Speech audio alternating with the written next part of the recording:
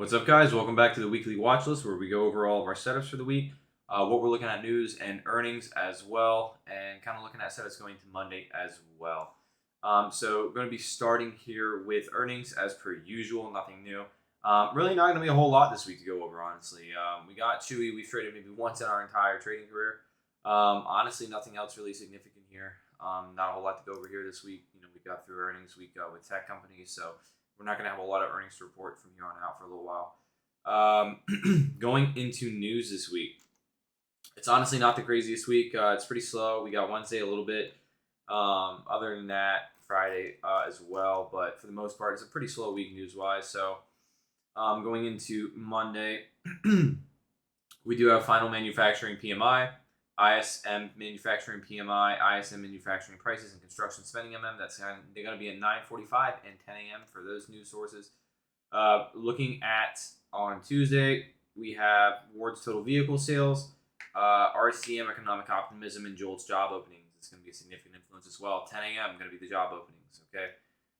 Coming into Wednesday, 8:15, we have ADP non-farm employment change. 8:45, we have FOMC member Muslim speaks. 9:45, we have final services PMI, and then 10 a.m. we have ISM services PMI, factory orders, MM, and then 10:30 crude oil inventories. Thursday, we have at 7:30 a.m. Challenger jobs cuts, and then we also have at 8:30 unemployment claims and trade balance, and then at 10:30 we have natural gas shortage. Friday at 8:30 we have average hourly earnings, non-farm employment change, and unemployment rate. 9:15 we have FOMC member Bowman, and then 10 a.m. we have prelim UOM consumer sentiment, and then inflation expectations as well. 10:30 we have FOMC member Goldsby speaks, FOMC member Hammock speaks at 12 p.m. and that's all we really need to know from that point forward. So jumping into the weekly watch list for this week, we don't have a major amount of significant high quality setups, but we have some pretty decent, like some really nice high quality setups, right? We don't have quantity, but we definitely have quality this week going into this, and I'm pretty excited for this week. It looks like we're setting up for a pretty nice week here, hopefully. So jumping into ES here, significant levels this week. We don't have anything super crazy. We're kind of just in a bit of a consolidation upside, uptrend kind of development. Like I was talking about, we following that positive sentiment, like I kind of expected to see here. And I was talking about in last week's weekly watch list. We're just following almost exactly what I said would happen. 6,060 going to be the recent high to break. We have been following highs time and time again. Really, obviously, I think because of the Trump election, of course. We're looking at just overall almost an inadvertent manipulation within the market by just absolute positive sentiment and major amounts of upside buying. Perhaps there's some institutional involvement as well, but I think the mass psychology here is definitely just up, right? So I think that's really what's driving this central market up, especially obviously as we've seen in crypto recent times. With the meme coin resurgence, and this back from the the COVID time, the massive online pandemic phase. So we've seen the resurgence now currently of the meme coin phase in the crypto industry as well. So just something interesting to kind of make note of, I guess, with regards to what we do, with regards to the overall positive sentiment that we've been maintaining and holding now for several weeks and months since the election's completion, several weeks. So something to make note of. But 6,060 is going to be the level here for the main watch on that. Then we're going to be looking at obviously 6,080, 6,100. It's hard to really gauge obviously some significant levels here because we're at all-time highs, right? So we could say here at the 6,050 was pretty significant as well. That was a respecting here. It was respecting pretty notably at 6,050.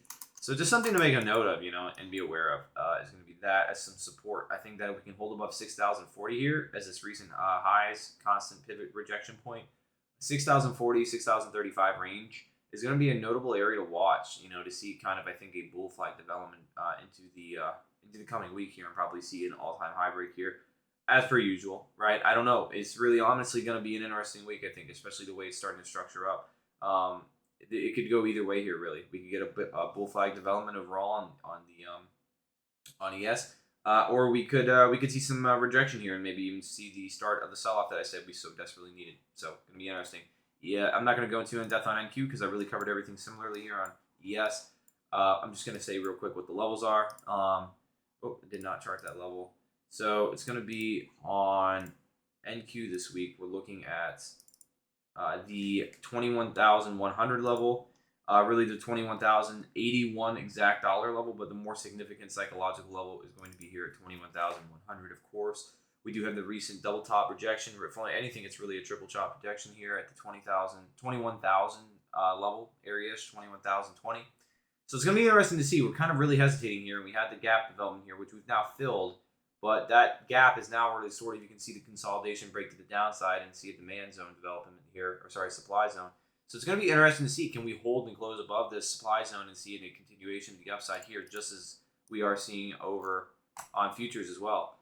It's going to be an interesting thing to see. I mean, obviously we're following that positive channel continuation, right? The positive sentiment across all the markets, of course, but futures are definitely more sentiment to the upside and definitely positively driven rally wise than sell off wise, and I think NQ is definitely starting to see some consolidation here and indecisiveness. So it's gonna be interesting to see. But 21,000, 21,020, 21,080, as well as 21,100 are gonna be significant levels to watch the upside. 20,800, as well as 20,755, and then obviously the notable rejection point here at 20,675. Would we also be something to consider as well would be 20,700. Okay. So going into the weekly watch, we have three main watches this week. Number one is going to be Apple, 2 Microsoft, Tesla as number 3. I have an A+ for Apple, A+ for Microsoft, and B- for Tesla this week. It's just my personal rating. It's opinionated. It's not exactly fact and what as another person might say, but I personally look at them like this in my eyes. So we're going to start off with number 1. This is a really just kind of, I think, really beautiful development going into the upside here this week. I really like the way it's structuring up here. We go down to the shorter time frame here. You can just kind of see here that this company is really honestly just stronger than any other company in the market here. As we scroll through, you'll see that Tesla's obviously going to be one of those as well, but it's just not. It's not in the best range, right? It's definitely in a retracement range, and I'm not a fan of. And on the volume density profile, it's starting to showcase a more dense, price action there. We're starting to get some higher volume density, which is not something we want to see, right? So we're seeing some pretty significant highs here. I believe this is the all-time high on Apple. I'm not for sure. If we go to the daily, let's take a look here. Yeah, this is the all-time high. And so the way it's structured up, though, is not just an all-time high. That's why I think this is such a clean setup here, because if it was just a straight, rally to the upside, I wouldn't be the biggest fan. But we're really structuring up here to see not only an immense amount of buying pressure here and a really good structure for positive sentiment upside-wise and just continuation probably to the 240 level here come Monday. If anything, this stock isn't like Tesla. It's not like others where it probably will skyrocket before open, but it's got that potentiality always, So it's going to be something to see. It's never something to count out. But if that does seem to happen, then I'm going to be prepared here for 240 as my next level to watch, and anything in between that as long as it sets up correctly, right? I'm not going to be looking to take this if we just get a straight up. There's no shot. It's Apple, right? Even with the crazy amount of strength, it's got to be just something nuts. And even then, I have to see a red to green or green. It would have to be a red to green on this particular instance with an upside play. I really could not just take this off open. I'd want to see this up correctly, basically. So 237.90 is going to be looking at the entry into 238 as a break. Target 238.50. I'm going to keep a super tight stop on this. And what I would likely use would probably be 237.60 or so, maybe even a little higher, honestly, because there's no point taking more risk on this. It's not the craziest company, right? But, we're not going to have such a huge target on this. Why? Because it's a slow-moving company, and I'm taking more risk. I'm in. This needs to have all the right factors going in order to have it work, and it's very slow, so it takes more time. So I don't want to be in this trade too long, right? I wanted to see a nice, pretty clean breakout. I'll take a 50 to 80 cent break, if even anything, or maybe even $1 if we get lucky with that, and it looks to break out pretty clean. But I'm not going to be looking to be in this early or hold this for too crazy long, even though it is Apple. We will see, but that's just kind of my basis on that setup and how I'm looking to take it. Going into Microsoft, A+, is going to be 429, 430. I really like this here because it's actually a pretty clean double top development. It's almost a flat top structure here. Very, very clean. I really like the way it's setting up here. The only issue is I don't think this is going to happen this week. It's a potentiality. I really saw this, and I really like the way it was structured up. But, at the end of the day, it is Microsoft, and we're at 422, and the share that I'm looking at, the place I'm looking to take this is going to be 429. Okay, so, and target would be 430 into 431 and catch a pretty nice move there. But it's so far that I don't even know if I can consider this a setup more so for the week. I mean, it could be next week we get this, or we never get it all. We consolidate. It's just so far. That's the issue. It's just really not going to be a Monday play, but just one of my higher qualities for the week. It caught me out of the corner of the eye because I wasn't expecting to see something out this on Microsoft at all. I really do like this though, for sure. I'm going to go into a couple little quick side watches as well, and wrap it up the video for the week. So for me personally, I do have Shop, Amazon, AMD, and Coin as side watches. Now, I'm not going to show all of them. I'm just going to show my preferred ones out of this. I will say I like AMD. This one's probably the cleaner setup of them of those four. The cleanest of them. If anything, it's a B-. I have it as a C+. It's going to be the 133 downside break structure. I really like this. We do have the downtrend there. That's only the only red flag I see there. But aside from that, I mean, you can just see that this is already in a pretty big downside sentiment. And if we're able to break down below there, I would definitely be willing to take the risk there with that kind of trend development. If we were to be able to do a longer term like bull flag here, say on the 4 or the 1 hour, even on the 30-minute, right? I really do like the way this is setting up here, but I would not take this at any point earlier. No 135, not at any other 134, nothing. It'd be 133 as my level, and I would look to probably target 132, depending on the weakness here. If anything, write it down to 130 if we got one of those insane sell-off days, which is really what I would like to see with a kind of with going into this setup, with the actual start of the sell-off on this company's share value, would be one of those types of setups with that, right?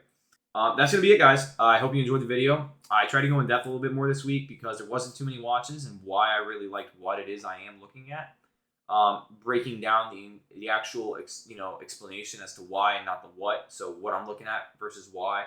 I think it's really important that a lot of you guys that are newer to this understand the whys more so than just, we're looking at this and we're taking it. That's not how it works. We're going to weigh out all of these factors to assess whether or not this is worth taking the risk and seeing a potential return. Because at the end of the day, that's what we do. We're risk management. That's what we do. Our job is risk management and managing liquidity to turn liquidity into more liquidity. So overall, that's going to be it, guys. I hope you enjoyed this week's video, and like, comment, subscribe as usual. Questions, DM me on Instagram as always, in Discord as well. DM me on the Discord in stock hours on Cobalt. If you have any questions or anything and so on and so forth, setups and so forth, just hit me up, guys, and let's kill it this week as always, and do what we do best and be professional traders. Have a great week, guys. Peace.